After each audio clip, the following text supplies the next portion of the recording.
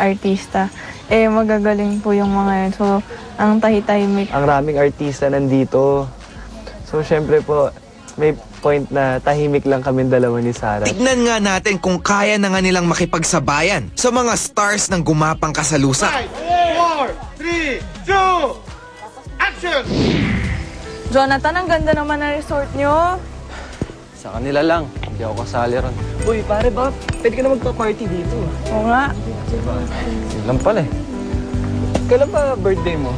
Next month na. Oh, dito na natin gawin. Pwede? Sige. Yun lang. Yun na. Oh, ba't tayo nandito? Doon tayo. Ayokong makihalubilo ron.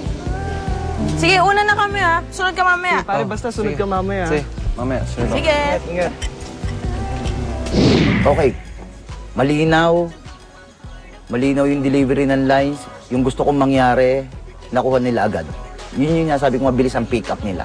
Na may konting nervyos ng konti, nakikita ko eh. Kaya lang, maganda naman yung registro nila sa screen, so natatakpan. Natatakpan nila yon. Tingin ko kay Enzo kasi pang ano eh, pwede siyang mag-action. Parang yung role nila, Dennis, sila Aljur, tapos yung Sarah, anak, papakayat ka ng konti. Acting, marunong sila. Mahasa pa yan. Sa totoo lang, nabilib ako kasi habang binablock sila, doon lang din binigay yung linya. Kaya para sa akin, okay sila, mabilis magkabisado. Okay naman sila kung paano nila i-deliver yung linya. Okay sa akin. Totoong eksena na rin yung ginawa namin kanina eh. Kaya parang totoong nagtatrabaho na rin sila. Kaya para sa akin, pwede na. Alamin naman natin ang assessment ng mentors kay Nina. They're watching, no? The highlights, yung mga ibang challenges na ginawa mo. And I know it's also the last time that you will see them as a group. So, kanina po sa dressing, sa room, nakita ko po sila. Pero ngayon... Mabait naman sila kanina? Mabait po. Bakit Okay. ngayon? Hindi po. Let's see. Nina, it's time to face the mentors. Go for it. I'll give you your assessment in dance.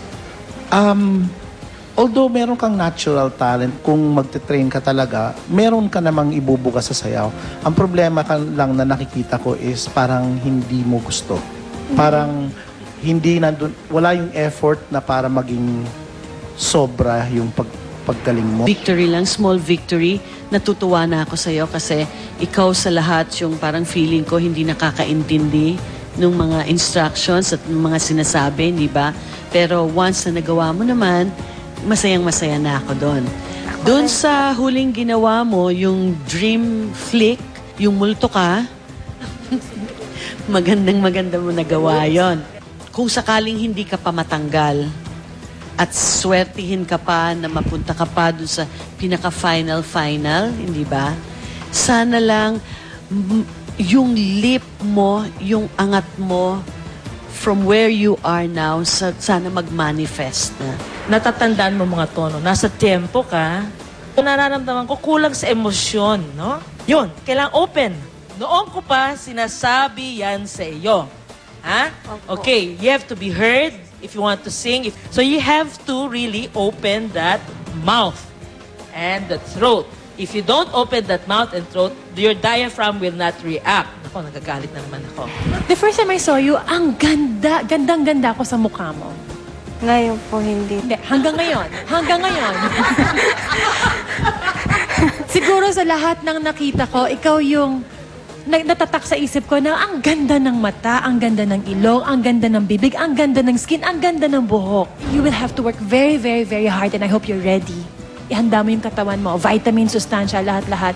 Pero I know, marami pang ibubuga, malaki pa ang mai-improve. So aabangan ka namin sa TV ng mas magaling na sana. Mong specifically na i-improve, gusto mong improve sa sarili? Kailangan ng i-enjoy ko yung ginagawa ko at kailangan sigurado ako sa ginagawa ko. Pero si Nina, hindi nag-e-enjoy sa Starstruck 1110 dahil kay Steven. Balikan natin ang nangyari noong Miyerkules. Mula nang itira ang survivor sa Starstruck 1110, di na nila muling nakasama ang kanilang pamilya. Although nakikita namin sila every Sunday sa elimination night, hanggang gano'n na lang eh.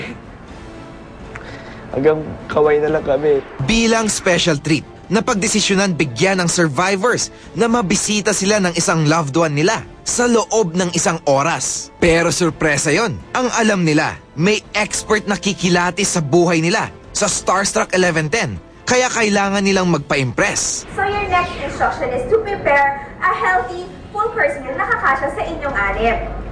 Kasawagin dito ang isang expert na pupunta upang makita kung paano kayo kumain dito sa Starstruck 1110. Dahil ibinoto siyang pinakatamad last week, si Steven muli ang boss of the week at this time. Kinareer na niya ito. Habang naglilinis sina Rocco, Nina at Sarah, nag-grocery na si Steven, Diva at Enzo. At pagbalik nila, hindi na nakapagpigil si Steven at kinumprontan niya sina Sarah at Nina. Sobrang nainis pa ako sa kanya. May namumuo na palang sama ng loob kay Nina simula nang sinalon niya ang trabaho ni Steven last week. Kaya kung ginawa ng talagang mga trabaho niya, yung kahit hindi ko nga area, nililinis ko kasi ako yung assistant niya. At siya may sakit.